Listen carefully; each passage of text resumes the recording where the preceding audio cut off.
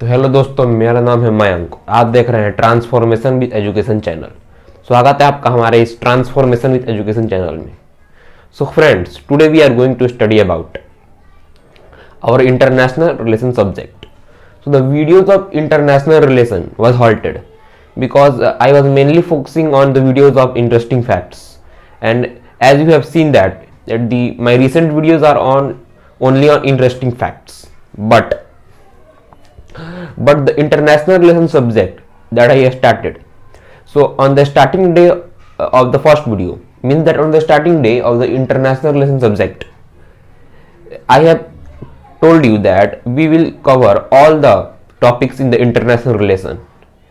In my first video, you can see in the international relation playlist of our channel, if you want, that I have mentioned the topics of international relation according to the syllabus of UPSC, so the topmost examination of Indian civil services or administrative services, that these topics will be considered or will be covered.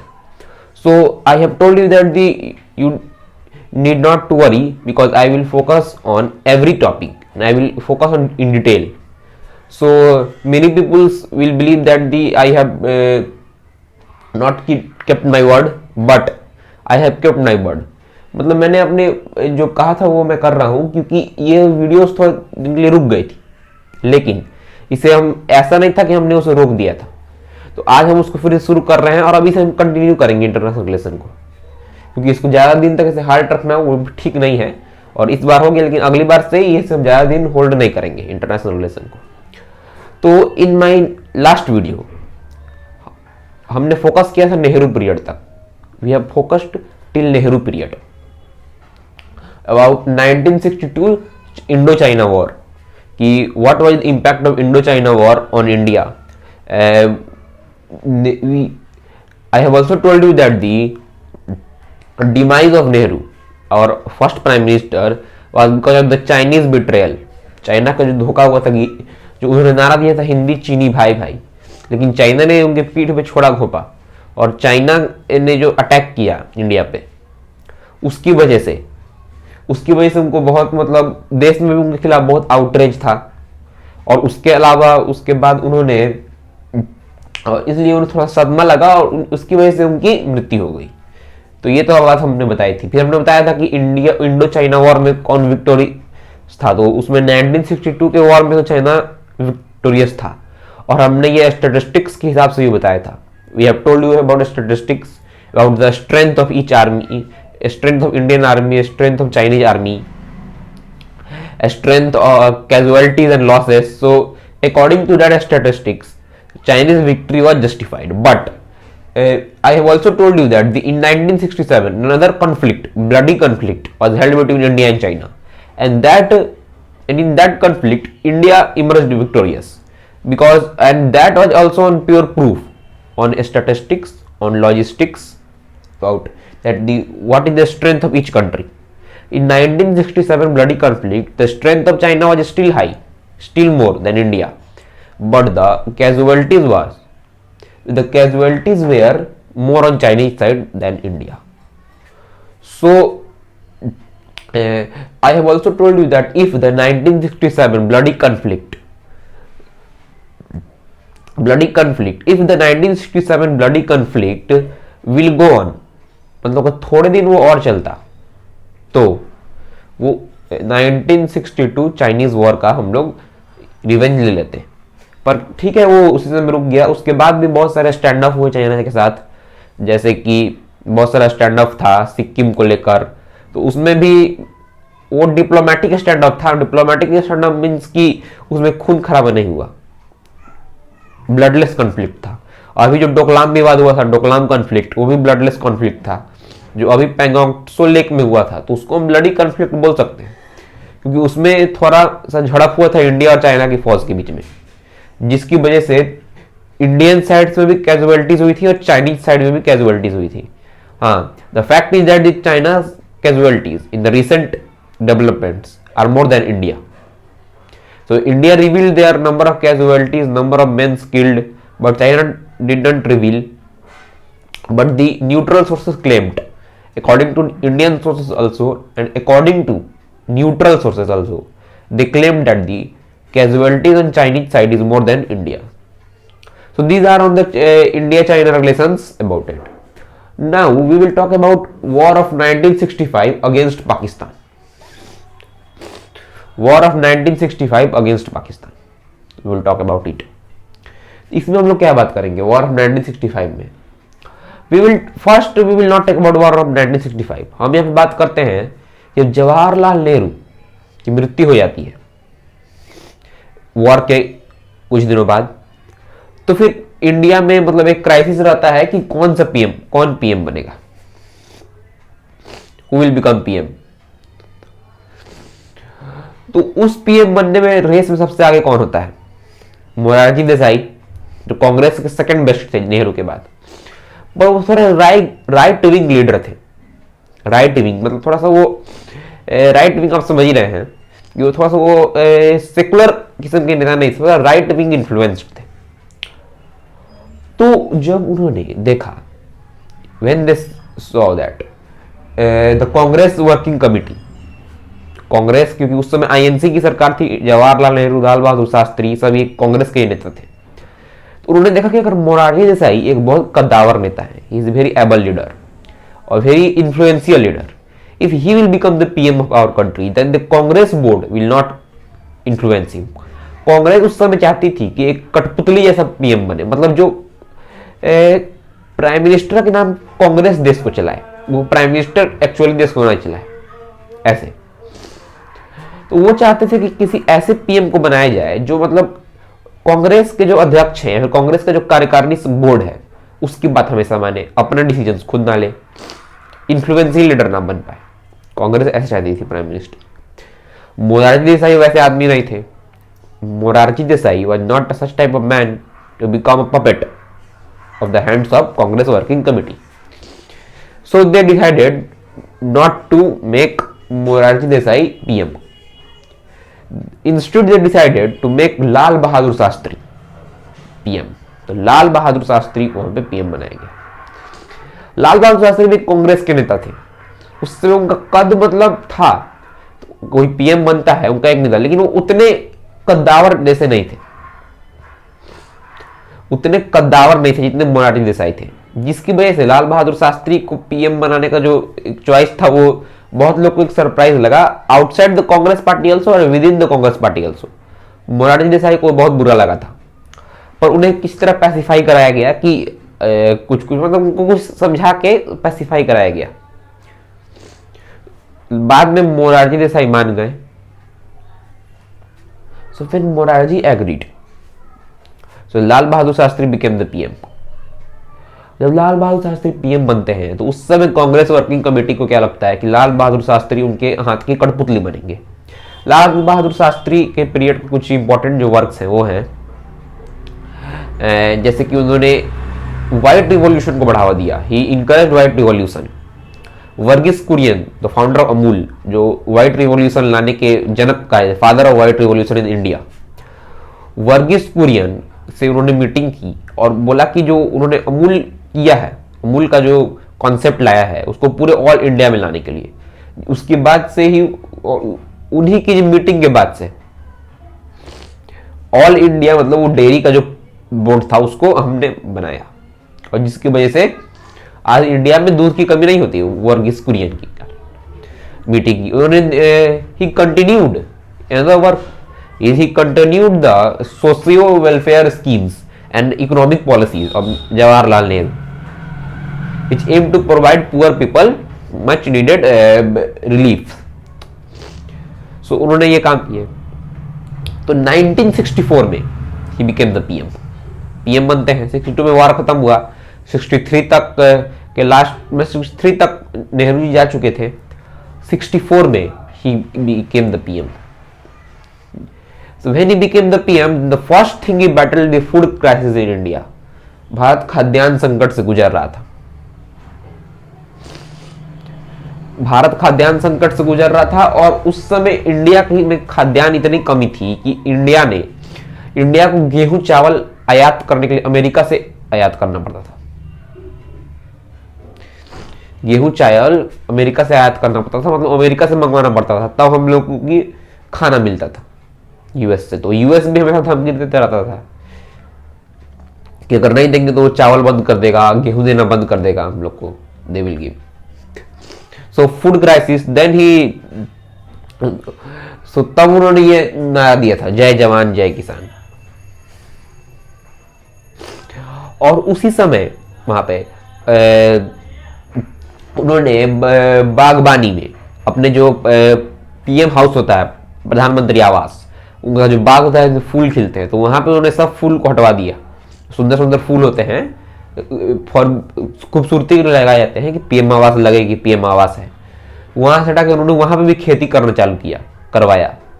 हमें गेहूं चावल खाद्यान्न उत्पन्न करवाया, सब किसानों से request किया, लोगों से कहा कि हम एक टाइम का उपवास रखें जिससे खाद्यान्न बच सके।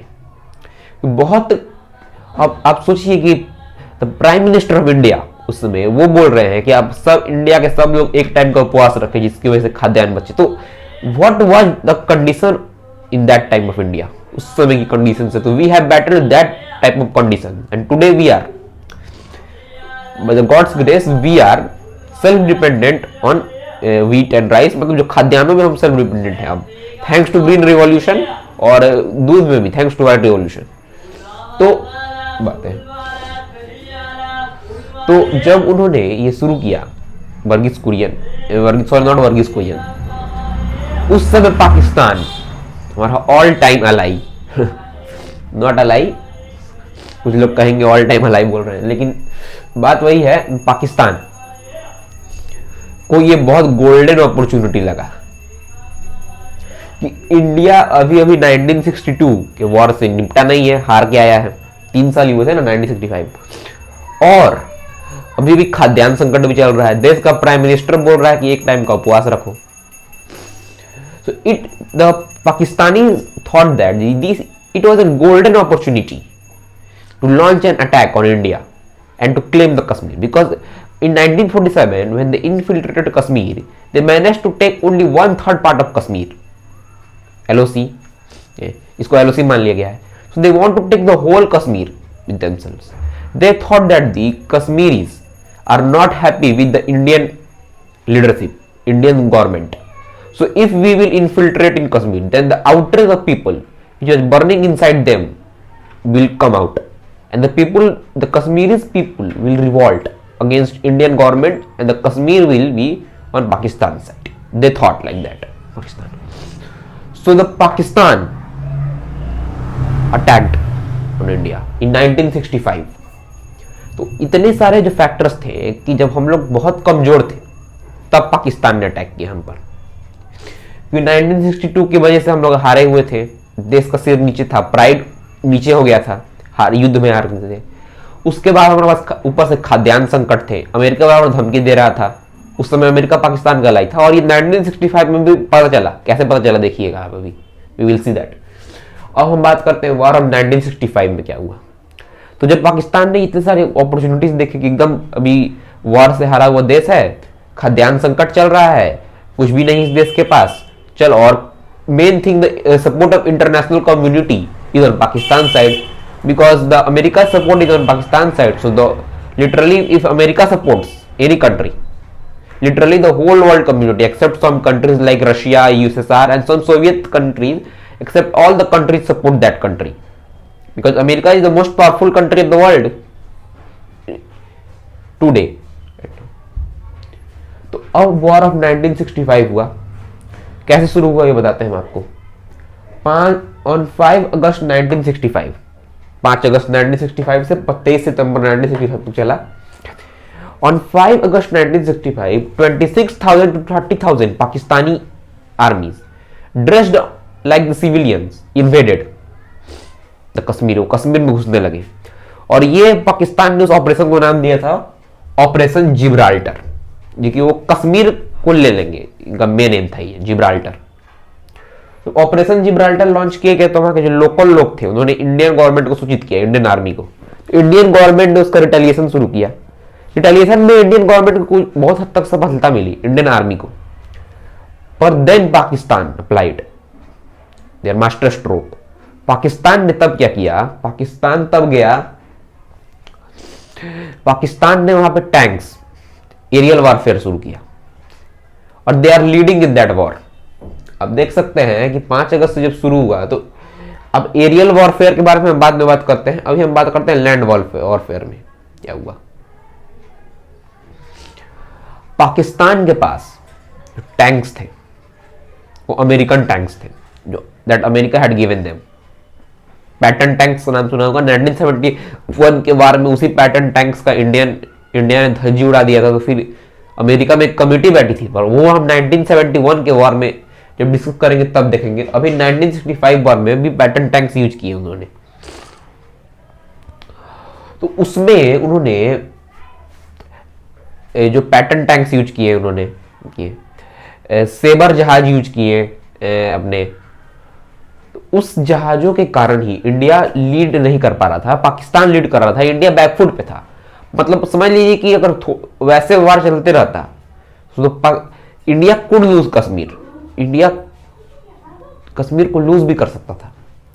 Then came the master stroke from Lal Bahadur Shastri, all the Congress working committees, all the perceptions of Lal Bahadur Shastri being the puppet of Congress, or being like a puppet leader, or the perception that he is not a able leader, only Congress has, मतलब कांग्रेस ने उनको बिठा दिया है। सब के सब perception इस वॉर से खत्म हो गए कि लाल बहादुर शास्त्री कौन थे, द होल वर्ल्ड नोज कौन थे। और आज जो हम इसमें इंटरनेशनल रिलेशन में जो 5 पीएम्स पढ़ते हैं उनमें जवाहरलाल नेहरू, लाल बहादुर शास्त्री, इंदिरा गांधी, अटल बिहारी वाजपेयी और नरेंद्र मोदी के बारे में पढ़ रहे थे। तो नरेंद्र मोदी जी के बारे में इसलिए पढ़ते हैं क्योंकि वो इंडियन डायस्पोरा और इंडियन विदेश नीति को उन्होंने रिवॉल्यूशनाइज किया थोड़ा, उसकी वजह से। लेकिन ये जो 4 थे पास्ट वाले, इनमें हम लाल बहादुर शास्त्री को इसलिए पढ़ते हैं, नहीं तो और सब भी बहुत थे, उनको क्यों नहीं पढ़ते हैं, इन्हीं को इसलिए पढ़ते हैं।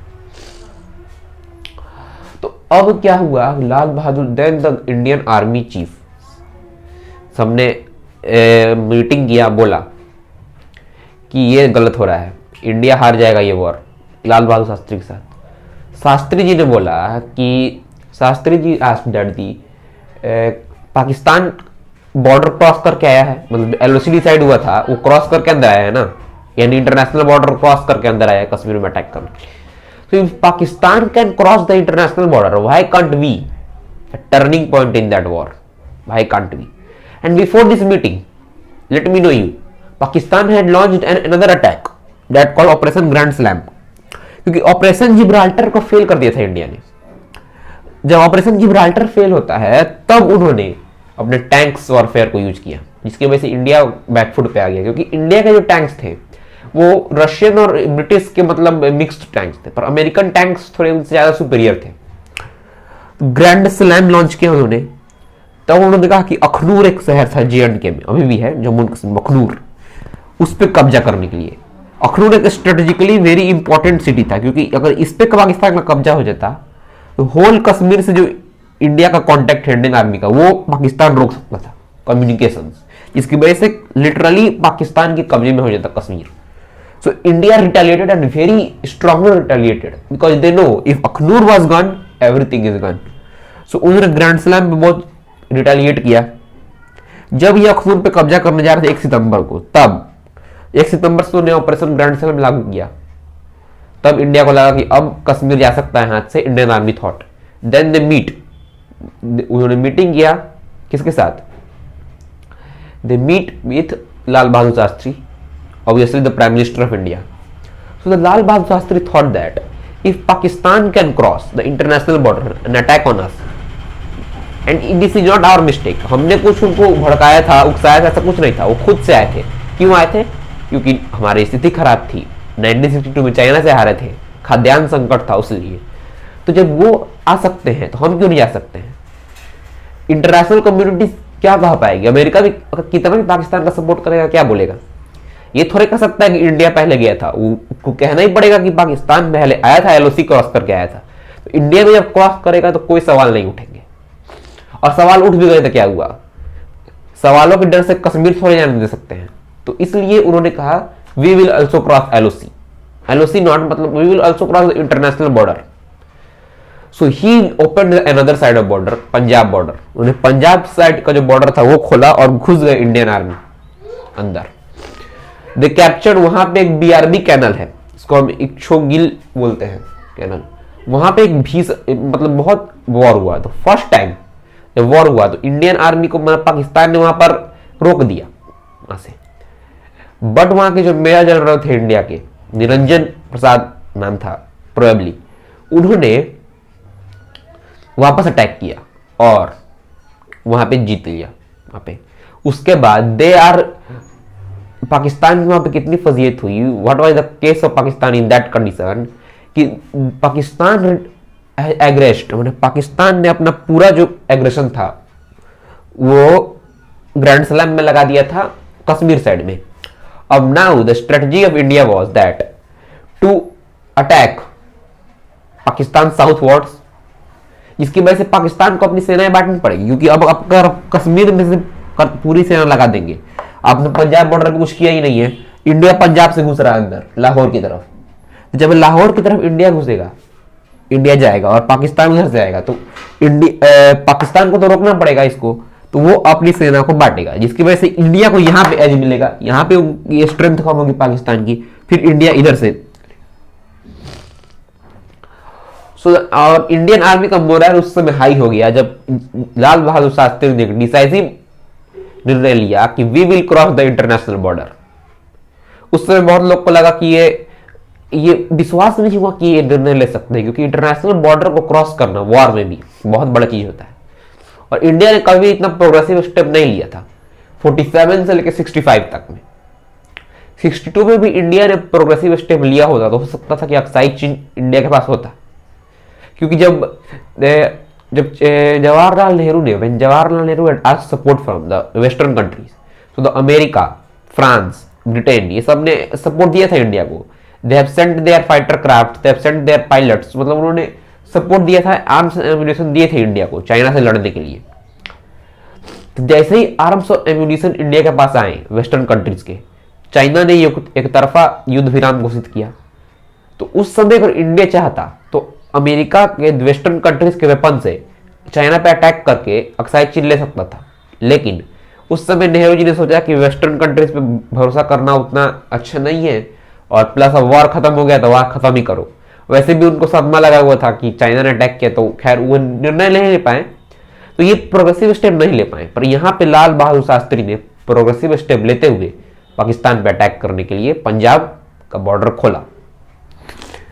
इंडियन आर्मी गई, सब कब्जा करते करते बहुत सारे बीच में वॉर हुए छोटे छोटे करते करते they are on the touching distance of the Lahore airport, international airport. Pakistan का जो लाहौर इंटरनेशनल एयरपोर्ट है इंडिया के रेंज में था, उस पर कब्जा करने के लिए। उस समय यूएस भी झुक गया इंडियन आर्मी के इस वीरता पर। US has requested Indian government to for temporary cease fire, temporary मतलब युद्ध विराम की मांग की। क्यों मांग की? लाहौर इंटरनेशनल एयरपोर्ट पे अमेरिकन सिटीजन्स भी थे, उनको वहां से इवैक्यूएट करने के लिए। US said that the we are not asking you to stop the war, but we are asking you to temporary stop the war because our citizens are also on the Lahore International Airport, so we will first evacuate them and then you will do the, मतलब America की strategy देखी है यहाँ पर। America उसके बाद US से वहां पे इंडिया जाता है, इंडिया अटैक करता है, लेकिन फिर पाकिस्तान को लगा कि अब ये गलती हो गई हमसे अटैक करने में। So they thought that we will not अब हम लोग यहाँ पे और नहीं लड़ सकते हैं, तो वो उन्होंने अमेरिका से रिक्वेस्ट किया, सोवियत यूनियन से भी रिक्वेस्ट किया रोक देने के लिए। So they both engaged, US and Soviet Union, US और यूएसएसआर, उस समय सोवियत यूनियन था, यूएसएसआर 1990 में बना है, रिमेंबर। यूएस और Soviet Union both use their diplomatic tools strongly to pacify both the countries and to exceptionally pacify the India, because शुरुआत में पाकिस्तान लीड पे था, लेकिन बाद में इंडिया के गुस्से के कारण इंडिया बहुत अच्छे से लीड में था। और ये बताएंगे कैसे लीड में था। अभी देखिए इंडिया ने, अभी स्टैटिस्टिक्स ये कुछ नहीं पढ़ा है मैंने अभी, we have not discussed this things because this things are only statistics, this need to only 5 to 2 minutes, but this is what I am telling you main thing. 6 सितंबर को इंडिया ने क्रॉस किया था बॉर्डर उसके बाद 23 सितंबर को यहाँ पे युद्ध समाप्त हो गया। 20 सितंबर को ही यूएन ने वहां पे जो इससे पहले 2 प्रस्ताव पारित किए थे 20 सितंबर से पहले भी युद्ध विराम करने के लिए, पर ना इंडिया ने माना ना पाकिस्तान ने। पर जब 20 सितंबर को पास किया तो इंडिया माना, क्योंकि उस समय यूएस और सोवियत यूनियन ने कड़े शब्दों में कहा था और यूएन ने भी कहा था कि यह मान्य नहीं होगा। तो इंडिया एक्सेप्टेड इट ऑन 20 सितंबर 1965, युद्ध विराम की जो घोषणा थी यूएन की।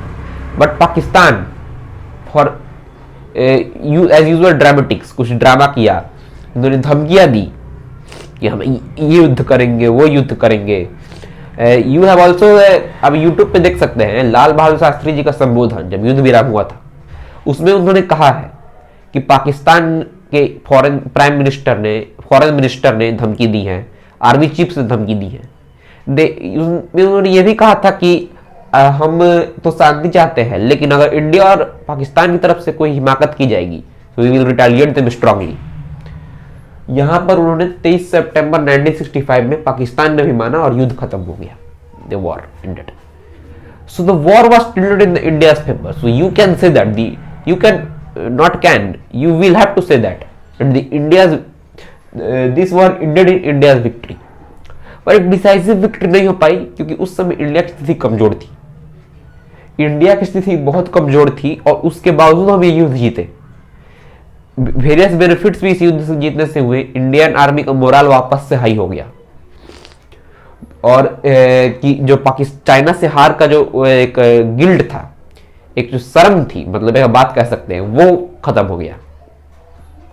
वहां पर ये बात साबित हो गई कि if Indian army will be provided with proper technologies, proper deadly weapons, then they will wreak havoc on any country. क्योंकि बिना आर्म्स एंड एम्यूनिशंस के, बिना एडवांस टेक्नोलॉजी के हम लोगों ने पाकिस्तान का ये हाल किया था। 1971 में तो पाकिस्तान को 2 टुकड़े कर दिए। वो तो खैर बहुत इंटरेस्टिंग बात थी, उसके बारे में डिटेल में करेंगे। 1965 वॉर एक मतलब चला तो बहुत दिन, पर उतना इंपॉर्टेंट वॉर नहीं माना जाता जितना 1971 का वॉर है और 1999 को कहा जाता है। तो इसमें की फिर भी हम बात करते हैं, हम स्टैटिस्टिक्स के बारे में क्या बात है कि 5 अगस्त 1965 से 23 सितंबर 1965, this war was concluded on 23 September 1965 when Indian army, when Pakistan accepted the UN resolution. अब हम बात करते हैं strengths, casualties of the Indian and Pakistan in that war. So on India side strength was 7 lakh infantry, strength थी 700 plus aircraft India के पास थे, 720 tanks और 628 artillery India की स्ट्रेंथ है। Now we will see the Pakistan strength. Pakistan strength थी 2,60,000 infantry. So if you compare that it is a significant number, मतलब significant loss है यहाँ पर। पाकिस्तान के पास बहुत कम थे इन्फेंट्री। 280 एयरक्राफ्ट, तो एयरक्राफ्ट की संख्या भी कम थी, पर पाकिस्तान के पास जो एयरक्राफ्ट थे वो अमेरिकन ओरिजिन के थे, जिसकी वजह से वो ज्यादा एडवांस थे इंडिया से। इंडिया के पास अपने एक फॉलेंड नेट था और हॉकर हंटर जो रशिया और ब्रिटेन बनाया गया था, और फॉलेंड नेट वो इंडिया का ही बनाया हुआ था। और 756 टैंक्स थे। वो टैंक्स की संख्या भी ज्यादा है इंडिया से और ये एडवांस भी थे। और 552 आर्टिलरी, तो आर्टिलरी के मामले में भी पाकिस्तान ज्यादा पीछे नहीं था, ठीक ठाक थी। नाउ अब हम बात करते हैं कैजुअलिटीज के बारे में। तो on Indian side India claim क्या करता है कि हम इंडिया के 35 से 60 एयरक्राफ्ट, 59 एयरक्राफ्ट लॉस्ट हुए, और इंडिया ने यह भी कहा कि पाकिस्तान ने हमारे 500, Pakistan had captured 520 kilometre square territory of India. Indian claims थे। वही पाकिस्तान क्लेम करता है कि इंडिया की कैजुअलिटी के बारे में कि we have killed 8,200 man of Indian army and Pakistan said that the 110 to 130 aircraft was lost in that war of India. So contrary, मतलब इंडिया का क्लेम था कि 35 से 60 और ये पाकिस्तान क्लेम कर रहा था 110। फिर उन्होंने कहा कि इंडिया के 500 टैंक हमने मारे हैं, कैप्चर किए या फिर किल किए। और इंडिया के क्लेम था कि उन्होंने 520 किलोमीटर पाकिस्तान ने कब्जा किया है, जबकि पाकिस्तान ने कहा कि नहीं, हमने 2575 किलोमीटर स्क्वायर टेरिटरी इंडिया की कब्जा की। तो ये कॉन्ट्रारी क्लेम्स थे, नेचुरल क्लेम्स थे। आप अपने कंट्री, इंडिया जो बोलेगा कि अपने कंट्री का क्लेम कभी करेगा कि हमारे कम लॉस हुआ है, पाकिस्तान बोलेगा कि नहीं, हमने ज्यादा मारा है। और यहाँ पे भी वही है, पाकिस्तान ने यहाँ पे क्लेम किया कि हमारे सिर्फ 19 एयरक्राफ्ट लॉस्ट हुए हैं, बाकी कुछ नहीं हुआ है। इंडिया ने क्लेम किया नहीं, 5,500 लोग, 5,200 men was killed, 43 to 73 aircraft was lost of Pakistan. Indian claims थे। 471 tanks destroyed of Pakistan by India, the Indian claims are there. और 1735 किलोमीटर स्क्वायर टेरिटरी गेन की गई है पाकिस्तान की इंडिया द्वारा। ये इंडियन क्लेम्स थे। तो ये नेचुरल है, पाकिस्तान अपने साइड में कम बता रहा है, इंडिया में ज्यादा बचा रहा है, और इंडिया अपने साइड में भी कम बता रहा है और पाकिस्तान में ज्यादा बता रहा है।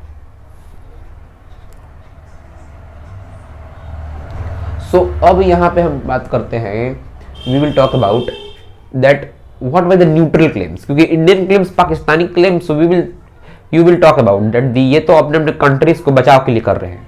न्यूट्रल क्या थे और लोगों ने क्या कहा, वो एक सिग्निफिकेंट होता है। न्यूट्रल क्लेम्स का यहाँ पे दिया हुआ है, इससे आपको पता चल जाएगा कि इंडिया की विक्ट्री कितनी ज्यादा थी। Neutral analysis is there that Pakistan had captured India territory, मतलब कितना कैप्चर किया था, 540 किलोमीटर स्क्वायर कश्मीर। और वो जो, लेकिन ये 540 किलोमीटर स्क्वायर टेरिटरी कैप्चर किया था वो पूरा कश्मीर में था, डेजर्ट एरिया में।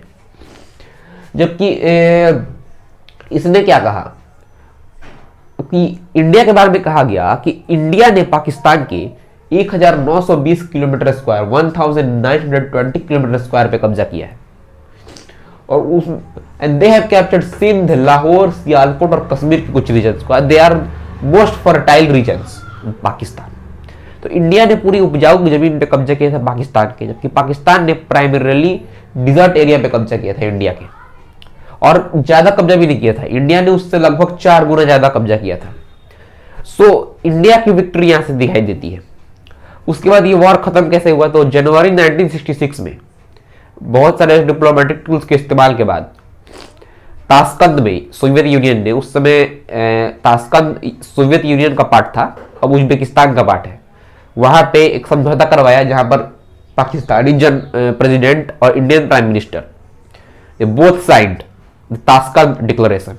ताशकंद डिक्लेरेशन 10 दिन तक चला, 9 दिन तक इसमें यह प्रस्ताव था कि जो प्री अगस्त लाइन्स है, मतलब 5 अगस्त 1965 में जो बॉर्डर पोजीशंस थी वो बहाल की जाएगी।